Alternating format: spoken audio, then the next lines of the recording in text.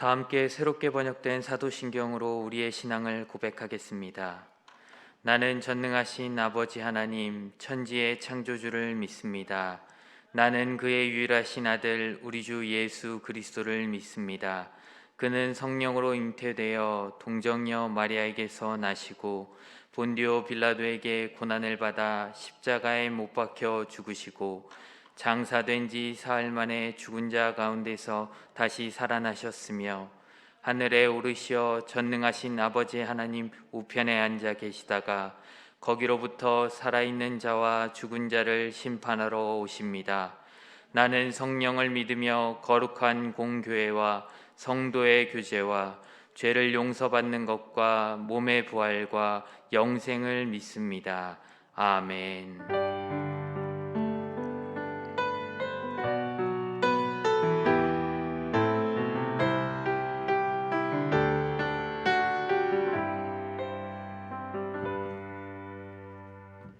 은혜를 사모하며 찬송가 497장을 다 함께 찬양하시겠습니다.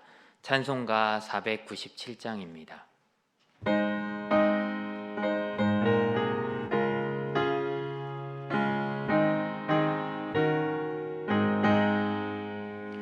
주 예수 넓은 사랑 그 크신 은혜를 나 힘써 전파하면 참 기쁜 일일세.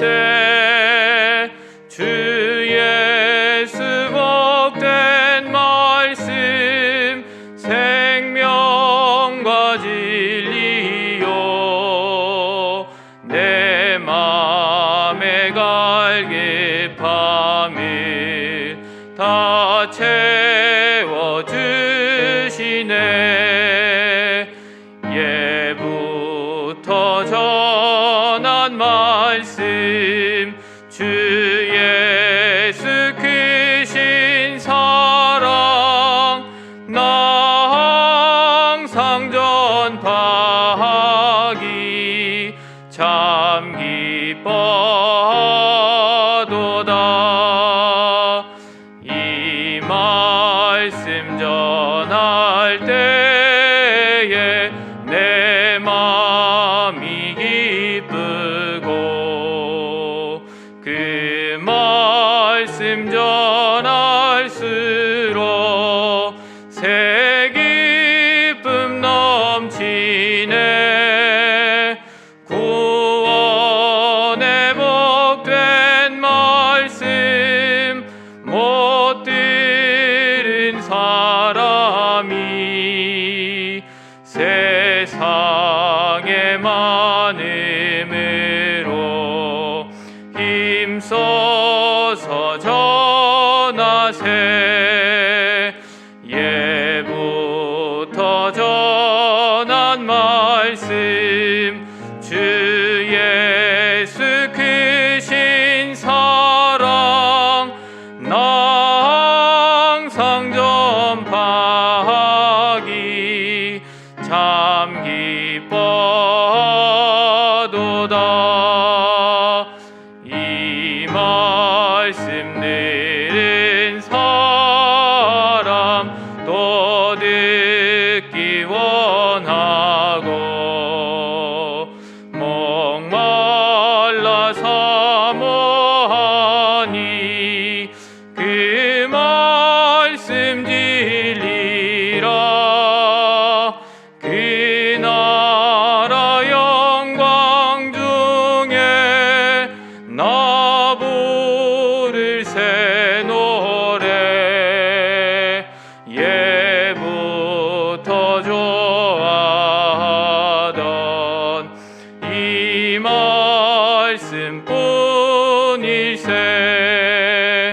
예부터 전한 말씀 주 예수 크신 사랑 나 항상 전파하기 참 기뻐하도다.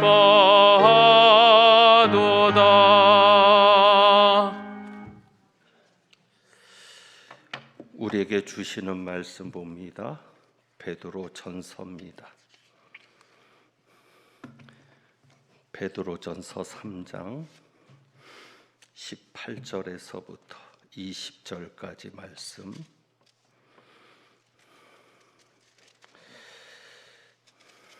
신약 성경 381쪽입니다. 베드로전서 3장 18절에서부터 20절까지 말씀입니다.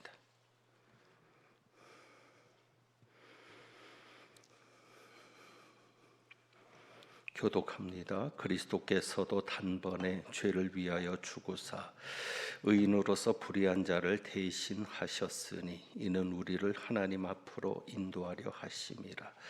육체로는 죽임을 당하시고 영으로는 살리심을 받으셨으니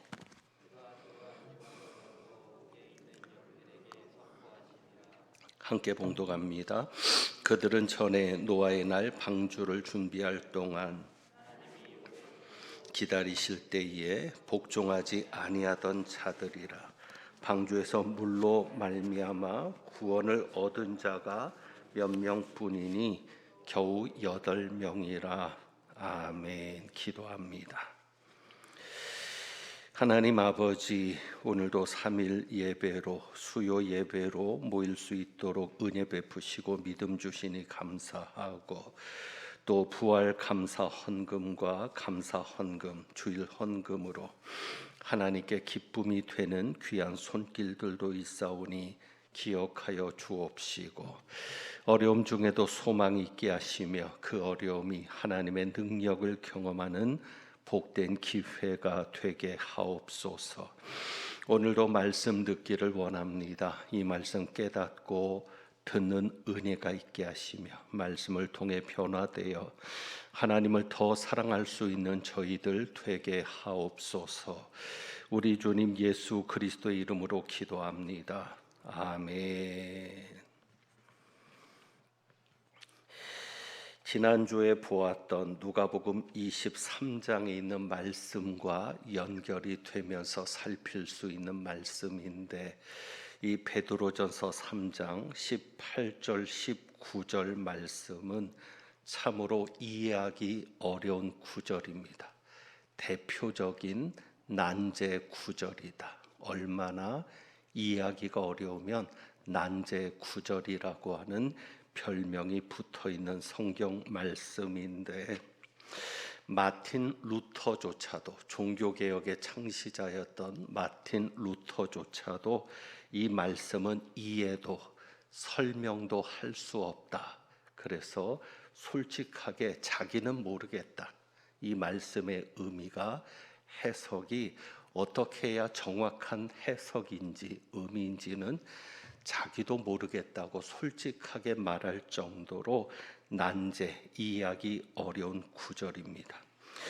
우리가 이 말씀을 정확하게 이해하기 위해서는 17절부터 연결시켜서 보아야 하는데, 17절입니다. 선을 행함으로 고난받는 것이 하나님의 뜻일진데 악을 행함으로 고난받는 것보다 나으니라. 그래서 선을 행함으로 고난받는 것이 하나님의 뜻일진데 악을 행함으로 고난받는 것보다 낫다라고 말합니다.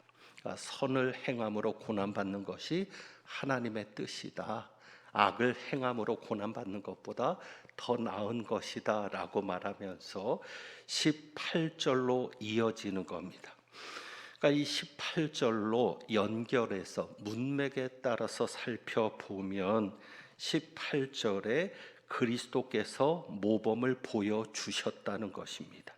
선을 행함으로 고난받는 것이 무엇인가? 그것이 대표적으로 예수님께서 보여주신 모범이었다라는 것입니다. 그래서 그리스도께서 보여주신 모범인데 이렇게 말씀하고 있죠.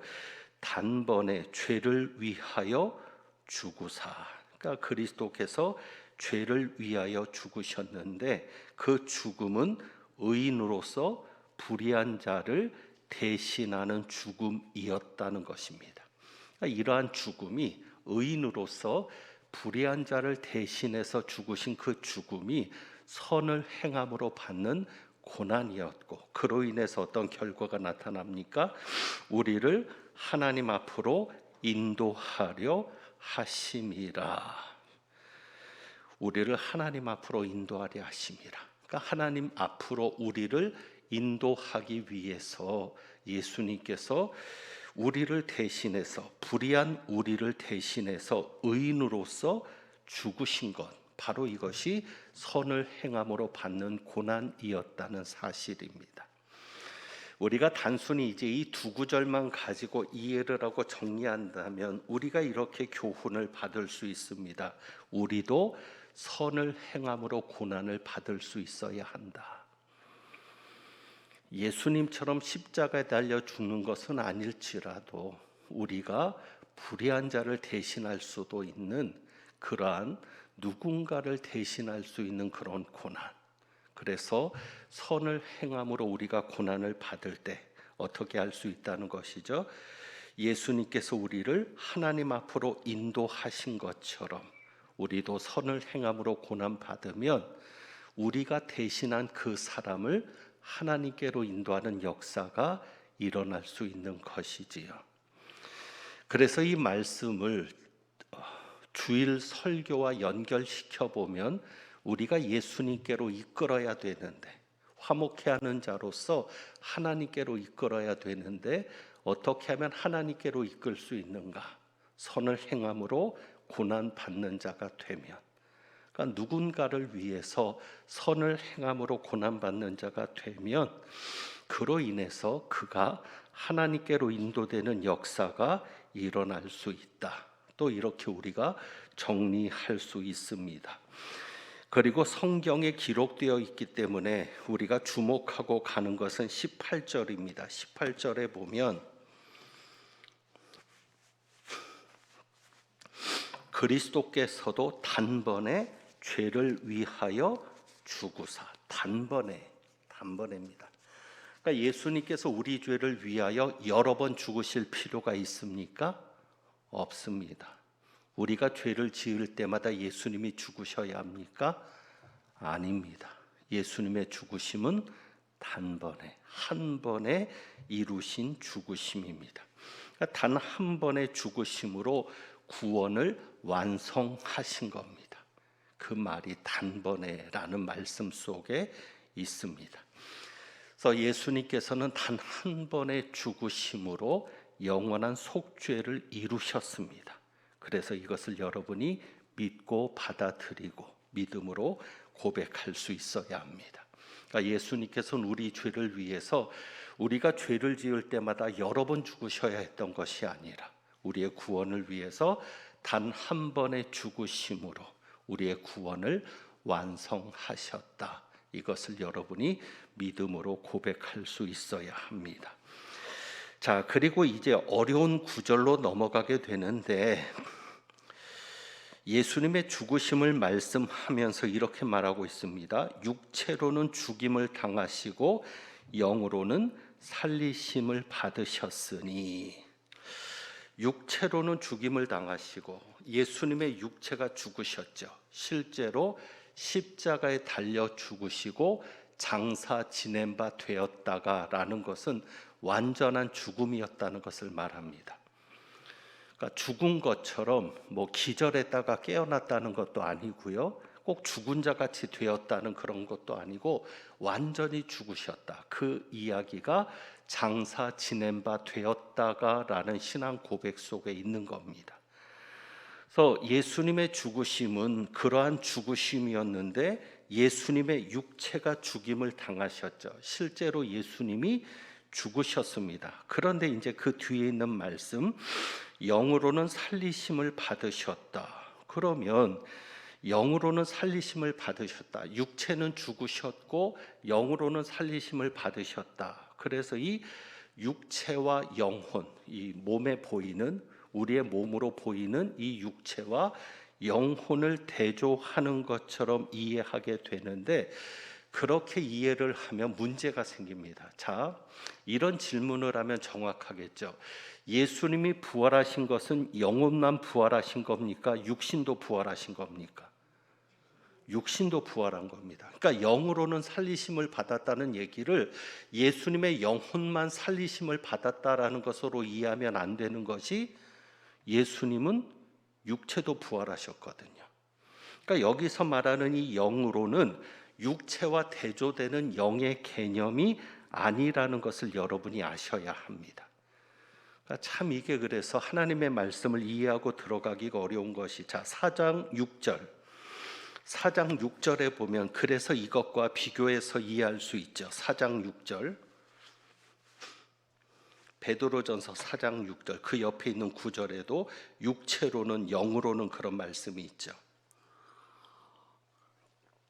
같이 읽습니다. 시작. 이를 위하여 죽은 자들에게도 복음이 전파되었으니 이는 육체로는 사람으로 심판을 받으나 영으로는 하나님을 따라 살게 하려 함이라. 그러니까 여기서 육체로는 심판을 받았다. 그러니까 이 육신만 심판을 받았다는 얘기가 아니죠. 그러니까 육적인 영역, 육체의 영역에서는 심판을 받고 영적인 영역에서는 다시 살리심을 받는다라는 것이죠. 그래서 영으로는 하나님을 따라 살리게 하려 함이라. 그래서 영적인 영역에서의 부활을 말하는 겁니다. 이 이해를 분명히 해야 되는 것은 뭐냐면 그 뒤에 있는 말씀 때문이죠. 자, 19절에 보면 육체로는 죽임을 당하시고 영으로는 살리심을 받으셨으니 한 다음에 19절에 그가 또한 영으로 가서 옥에 있는 영들에게 선포하시니라. 그러니까 이 19절 말씀을, 그러니까 육체는 죽었고 영으로는 살리심을 받았다라고 이해하니까 어떤 이해가 되냐면, 그래서 지난번에 누가복음 23장의 말씀을 보았던 것인데, 자, 다시 한번 정리를 하면 예수님께서 십자가 달려 죽으신 다음에 부활하실 때까지 예수님은 어디 계셨습니까? 낙원에 계셨습니다. 네가 오늘 나와 함께 낙원에 있으리라. 예수님의 영혼은 낙원에 있었고 육체는 무덤에 있었습니다. 지금 그것을 말하는 게 아니라는 거죠. 육체로는 죽었고 영으로는 살림을 받았다. 그리고 영으로 가서 옥에 있는 영들에게 선포했다. 그러니까 이것을 육체와 영혼의 개념으로 나눠서 생각하니까 어떤 이해를 하냐면, 예수님이 죽으신 다음에 육체는 무덤에 있는데 그 기간 동안 예수님의 영혼이 지옥에 가서 전도를 했다. 이렇게 이해를 만들어 버리는 겁니다. 이해되시겠어요? 어떤 얘기인지? 여기서 그냥 정리해야 될 것 같습니다. 전혀 이해를 못하는. 그러니까 이거를 그냥 육체로는 죽임을 당하시고 영으로는 살리심을 받았다 그러니까 육은 죽었잖아요.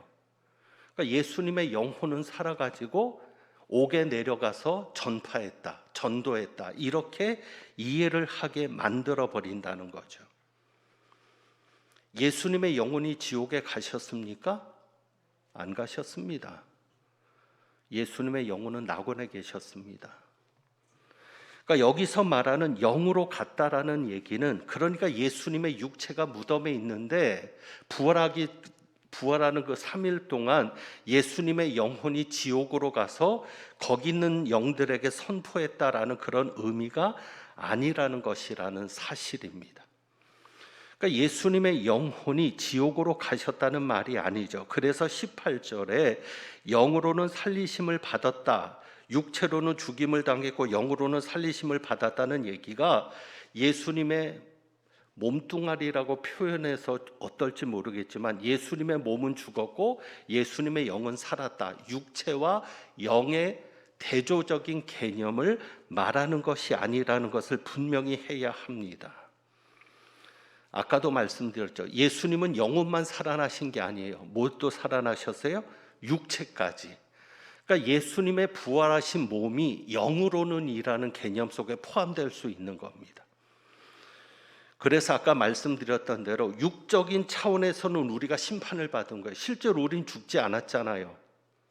여러분 죽으셨어요? 죄의 삭은 사망인데 죽었다가 다시 살아나서 교회 나오셨나요? 아니거든요. 죽은 적 없어요. 그런데 육체로는 죽임을 당했다는 얘기입니다. 이해되시죠? 육적인 차원에서는. 그러나 영적인 차원에서는 또 다시 살아났다는 얘기고요. 예수님의 영으로는 혹은 육체로는 이라는 의미도 그런 표현을 말하는 것입니다. 그러니까는 영적인 영역을 말하는 겁니다. 그러니까 부활하신 생명, 어찌 보면 초자연적인 그런 생명을 말씀하시는 것이죠.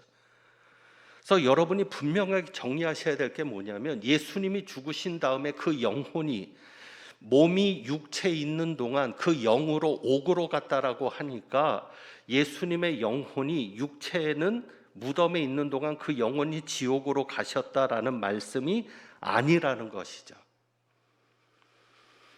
제가 왜 이것을 강조하냐면 천주교에서는 지옥 강화설을 얘기합니다. 성당에서는 그렇게 가르칩니다. 이 구절을 근거로 봐라, 예수님이 영으로 옥에 있는 영들에게 선포하셨다 그랬지 않느냐. 그러니까 예수님은 지옥으로 가셔서 전도하셨다.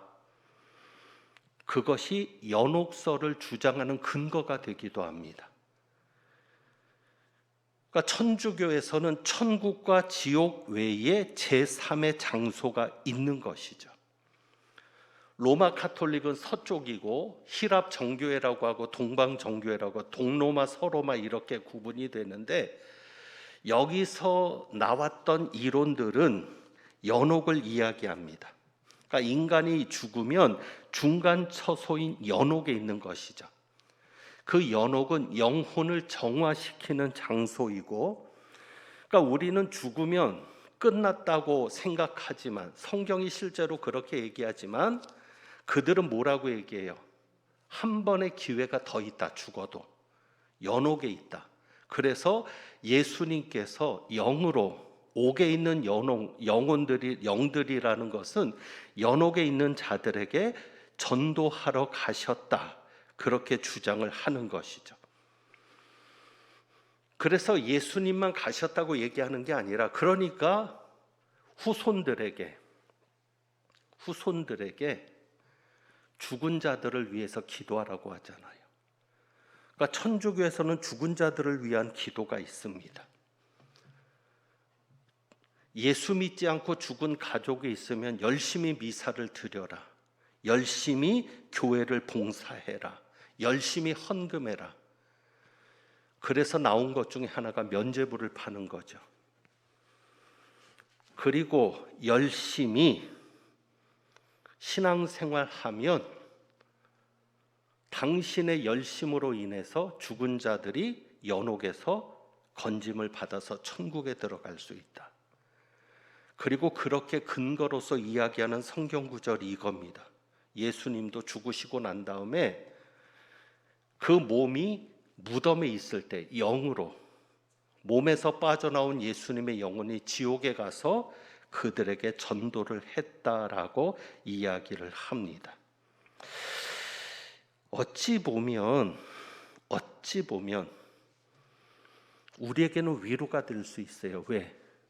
우리 부모님이 예수 안 믿고 갔는데 한 번의 기회가 더 있다면, 그러면 정말 열심히 미사 참석하고 열심히 헌금할 겁니다. 부모님 구원시키려고. 그래서 저도 장례를 치를 때마다 사실 그런 부분에 대해서, 그래서 저는 한 가지, 시간 때문에 자세히 말씀드리긴 어렵지만 한 가지를 이야기한다면, 자식들이 부모의 구원을 위해서 정말 간절하게 기도했고 또 찾아가면서 예수 믿으라고 했을 거 아니에요. 아버지, 어머니 천국 바라보시라고. 교회는 안 나왔지만, 교회는 못 나왔지만 병중에 있을 때, 그럴 때 또 건강할 때도 늘 전도는 했을 거 아닙니까? 자식의 입장에서. 그랬으면 이 세상을 떠나는 그 순간에 하나님께서 어떤 역사를 하셨을지 모른다. 그것은 천국에 가봐야 알 수 있다. 저는 그렇게 이해를 합니다.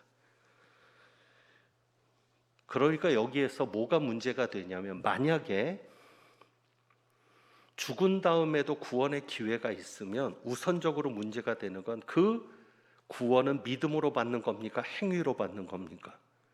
행위로. 자식들이 부모님이 먼저 가셨는데 부모님이 지금 연옥에 있으니까 그 부모님을 구원시키기 위해서 내가 열심히 미사 드리고 열심히 헌금하고 열심히 교회 봉사하고 하면 그 구원은 행위로 받는 구원이죠. 그것도 본인의 행위가 아니라 후손들의 행위. 죽은 자를 위해서 열심히 기도하는 것도 마찬가지고요. 그런데 성경은 행위로 구원받습니까? 믿음으로 구원받습니까? 믿음으로. 공로에 의해서 천국 가는 것이 아니죠. 이것을 분명히 하셔야 합니다. 그래서 하나님한테 맡기고, 하나님, 마지막 순간에라도 십자가에 달린 강도처럼 세상을 떠나기 그 직전에라도 우리는 모르지만 식물인간 상태로 누워만 계셨던, 그러다가 돌아가셨지만 그래도 영은 깨어 있는 거니까 그 상태라도 예수님께서 찾아오셔서 예수 믿게 하고 구원받게 하고, 왜? 믿음은 하나님의 선물이니까. 그런 가능성은 있지만 죽은 자를 위한 기도나 죽은 자를 위한 헌신으로, 후손들의 헌신으로 연옥에 있는 영혼들이 구원받는 것은 있다 없다? 없다. 오히려 그렇게 강조하면 성당에서는 좋겠죠. 부모님을 위해서 헌금 많이 하라고, 부모님을 위해서 열심히 봉사하라고. 자식들에게도 위로가 될 수는 있겠죠. 끝인 줄 알았는데 기회가 한 번 더 있다니.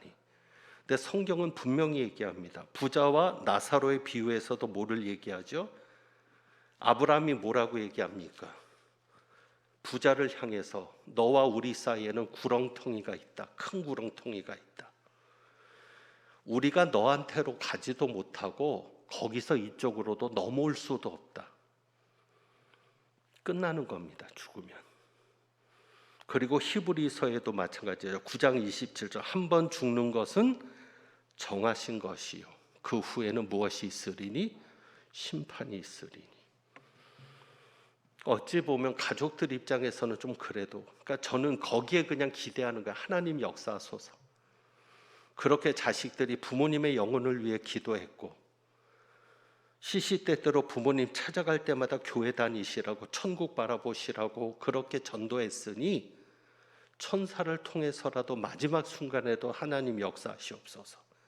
그 결과는 우리는 모르지만 천국에 가서 확인할 수 있을 것이고, 그러면서 하나님은, 예수 그리스도도 그 말씀하셨잖아요. 한 영혼이라도 구원받기를 원하시는 하나님이시니까 어떻게든 역사하지 않으셨겠는가. 그것을 기대하는 것이죠.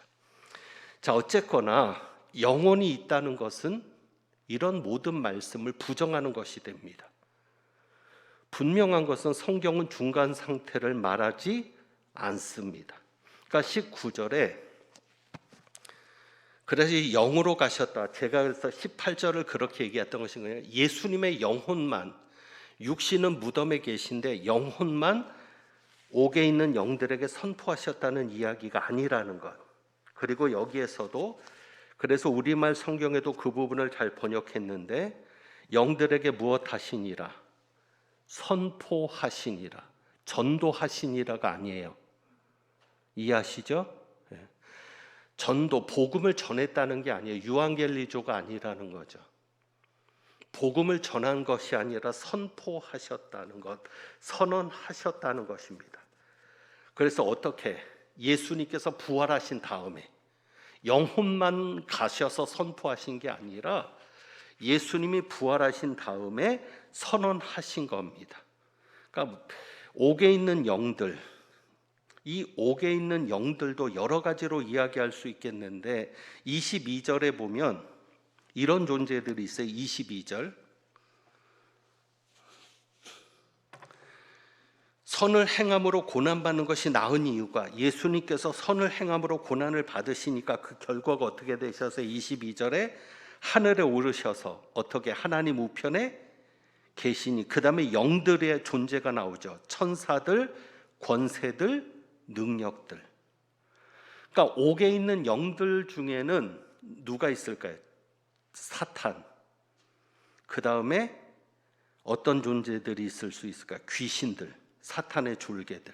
그 다음에 거짓 선지자들의 영들, 이런 영들을 말할 수 있고, 그리고 거기에 보면 20절에, 특별히 20절에, 그래서 이게 참 어려운 겁니다. 이런 부분들이 어렵고, 여기에 이제 노아에 대한 이야기가 나와요. 그들은 하면서, 옥에 있는 영들이라고 하면서 그들은 이렇게 얘기하거든요. 그들은 전에 노아의 날 방주를 준비할 동안 하나님이 오래 참고 기다리실 때 복종하지 아니하던 자들이라. 그러니까 노아가 방주를 준비하는 그 몇백 년 동안 전도를 했단 말이죠. 홍수가 온다, 하나님이 심판하신다. 근데도 그들은 전도를 받지 않고 복종하지 않았다는 얘기는 믿지 않은 것이죠. 그랬던 자들이 어디 있습니까? 옥에 있습니다. 그래서 노아 시대의 전도를 거부했던 이들, 그러니까 이것은 이렇게 이해를 해야 되는 것이죠. 그러니까 노아 시대에 살던 8명, 노아의 식구가 8명이잖아요. 거기 나오죠. 구원 얻은 자가 몇 명뿐이니 몇 명만 구원을 얻었다는 거죠. 겨우 8명이라. 그러니까 노아 시대에 살았던 사람 중에 8명을 빼고 나머지는 다 구원받지 못하고 죽었으니까 그들이 옥에 있는 영들이다, 이렇게 이해할 수 있지만, 하나님께서 사도 베드로를 통해서 이 말씀을 하시는 이유는 하나의 상징과도 같은 예를 들어서 하나님께서 말씀하시는 그 얘기는 뭐죠? 노아 시대처럼 복음을 순종하지 않았던 자들이 심판에 처해질 것이다. 노아 시대처럼 노아의 복음을 전하는 것을, 방주를 만들면서 전도했을 것 아닙니까? 산에다 방주를 만드니까 사람들이 보면서 물었을 것 아닙니까? 그럼에도 불구하고 노아의 전도를 거절했던 이들이 홍수 심판을 받았던 것처럼 복음을 순종하지 않았던 자들도 하나님의 심판을 받을 것이다 라는 것을, 복음을 순종하지 않았던 자들이 노아 시대처럼 심판에 처해질 것이다 라는 것을 보여주는 하나의 예로, 실례로서 노아 시대를 언급했을 것이다 라고 이해를 합니다. 그러니까 실제로 참 이게 교회에서 굉장히 논쟁이 많이 되는 구절이었던 거죠. 도대체 이걸 어떻게 이해를 해야 되냐. 심지어는 그래서 이렇게 이해를 합니다. 어거스틴도 그렇게 이해를 했죠. 우리가 그렇게 존경하는 어거스틴도 뭐냐면, 예수님께서, 성자 예수님께서 창세부터 계신 하나님이시니까 예수님이 영으로 노아 시대에 가서 전도했을 것이다. 이 구절을 그렇게 보기도 하는 거죠. 그런데 그것의 문제는 뭐냐면, 그러면은 예수님이 영으로 계실 때인데 육신을 입고 오시기 전일 테니까, 그렇죠? 육신을 입고 오신 건 2000년 전에 요셉, 그 마리아를 통해서 성령으로 잉태돼서 그때 아기 예수의 몸으로 오신 거니까, 그 전에는 예수님은 육신이 없었던 것이죠. 그러면 영으로 가서 노아 시대에 전도를 했다는 얘기인데, 그러면 노아를 통해서 했을 것이다 라고 생각할 수 있는데, 그것도 좀 예수님이 직접 가셨다는 의미가 좀 약해지고, 또 성경을 아무리 봐도 사람들을 영들이라고 표현한 데가 없어요. 여기에 보면 옥에 있는 영들에게 그랬는데, 사람을, 노아 시대의 사람을 영들이라고 표현하는 것이 일반적인 성경의 문법과는 맞지 않는, 그래서 어떻게 이해하는 게 좋으냐면, 자 이제 정리를 합니다. 시간이 많이 갔기 때문에. 여기서 가셨다라는 얘기는 이렇게, 그러니까 하나님의 역사는 우리가 설명할 수도 없고, 전지전능하신 하나님의 그 놀라운 역사 형태를 우리가 어떻게 알겠어요? 자, 거지 나사로의 비유를 생각해 보세요. 이게 하나의 비유라고 하고 그냥 제껴버리면은 그렇겠지만, 없는 것을 비유로 들진 않습니다. 저는 늘 성경을 읽을 때 그걸 믿습니다. 그래서 비유도 사실에 입각한 비유를 예수님이 말씀하신다면 아브라함과 지옥에 있는 부자가 대화가 됐어요, 안 됐어요? 대화가 됐어요, 안 됐어요? 됐죠? 자신 있게 얘기하세요. 틀렸다고 뭐라고 안 하니까. 아브라함이 얘기하잖아요. 구렁텅이가 있어서 우리가 갈 수도 없고 네가 올 수 없다. 부자도 얘기하잖아요. 아브라함이요, 저 나사로를 보내서 물 한 방울이라도 찍어서 내 혀를 좀 시원하게 해달라고. 그러니까 대화가 되는 거죠. 그러니까 예수님께서 지옥에 있는 영들에게 굳이 지옥에 갈 필요가 있다, 없다? 없다. 얼마든지 하나님은 지옥에 있는 영들에게 말할 수 있다, 없다? 있다. 그렇게 봐도 된다는 것이죠. 왜 꼭 예수님이 지옥에 직접 가서 전도해야 합니까? 근데 아까 말씀드린 전도가 아니라 선포, 뭐를 선포하신 거예요? 내가 구원자였다. 너희들의 죄를 대신할 자가 나였고, 내가 너희들의 죄를 대신해서 죽어야 했고, 내가 다시 살아나서 너희들을 다시 살려야 했다. 그렇게 내가 전도하지 않았느냐. 선지자들도 보냈고 노아도 보냈고. 그런데 너희들은 그것을 순종하지 않았다. 그래서 너희가 지금 지옥에 있는 것은 너희가 잘못해서 있는 것이다. 선언하는 것이라는 거죠. 이해되시죠?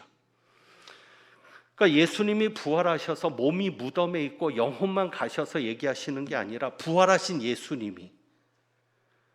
예수님은 몸도 부활하셨으니까 부활하신 예수님이 영적인 차원에서 지옥에 있는 자들에게 선포하셨다는 것입니다. 굳이 이것을 우리가 제한할 필요는 없죠. 왜? 예수님이 하나님이신데 그분이 지옥에 있는 이들에게 선포하지 못할 이유가 없으시죠. 꼭 지옥에 들어가셔야만 그들을 만나시는 게 아니죠. 아브라함도 지옥에 있는 부자와 대화를 했던 것처럼 지옥에 있는 자들에게 예수 그리스도가 하나님의 심판이 정당했다. 너희가 잘못해서 지옥에 간 것이지 하나님의 심판은 정당했다는 것을 선언하시고 내가 구원자다. 요한복음이 나는 길이요 진리요 생명이다.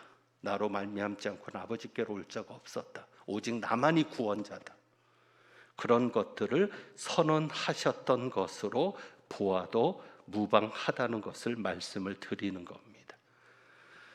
자, 이제 말씀을 정리합니다.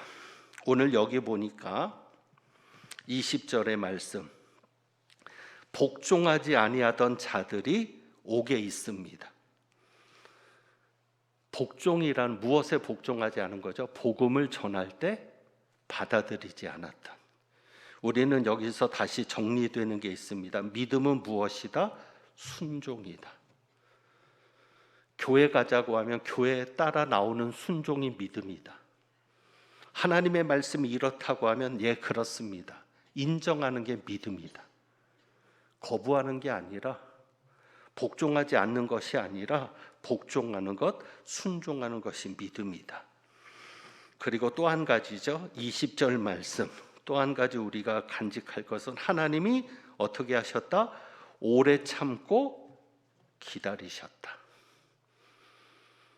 구원을 위해서 우리 하나님은 오래 참으시는 하나님. 그러므로 여러분 절대 포기하지 말고 가족 중에라도 친구 중에라도 이웃 중에라도 내가 아는 누구라도 하나님도 오래 참으신다는 것. 그래서 여러분이 포기하지 않으면 하나님도 포기하지 않으니까 끝까지 기도하시고 하나님께로 이끄는 역사가 있기를 원합니다.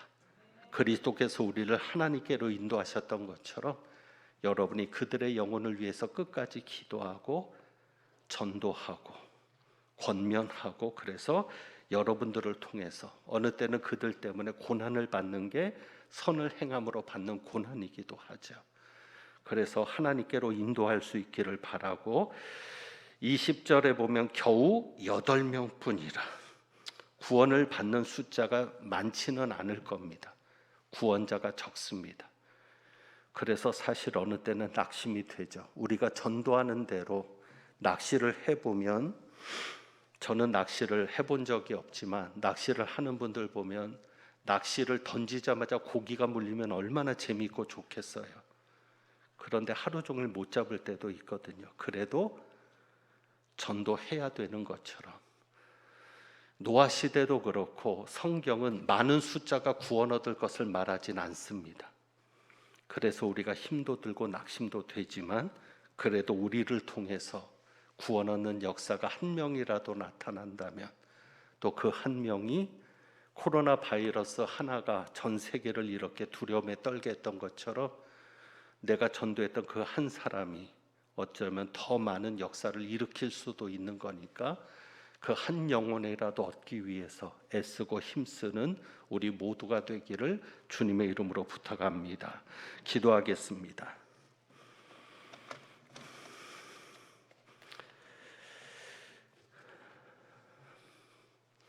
누구보다도 한 영혼이라도 구원 얻기를 원하시는 주님의 마음을 저희가 아는데, 그 한 영혼이라도 구원 얻도록, 그 한 영혼이라도 하나님께로 이끌 수 있도록 저희를 지켜주시고 돌보시며 저희를 통하여 역사하여 주옵소서. 참으로 우리를 구원해 주신 것 감사하고, 우리를 구원하신 그 역사가 우리가 기도하는 영혼들에게도 나타날 수 있도록 주여 도와주옵소서. 우리 주님 예수 그리스도 이름으로 기도하옵나이다. 아멘. 주신 말씀 생각하면서 515장 찬송 드립니다. 515장 찬송합니다.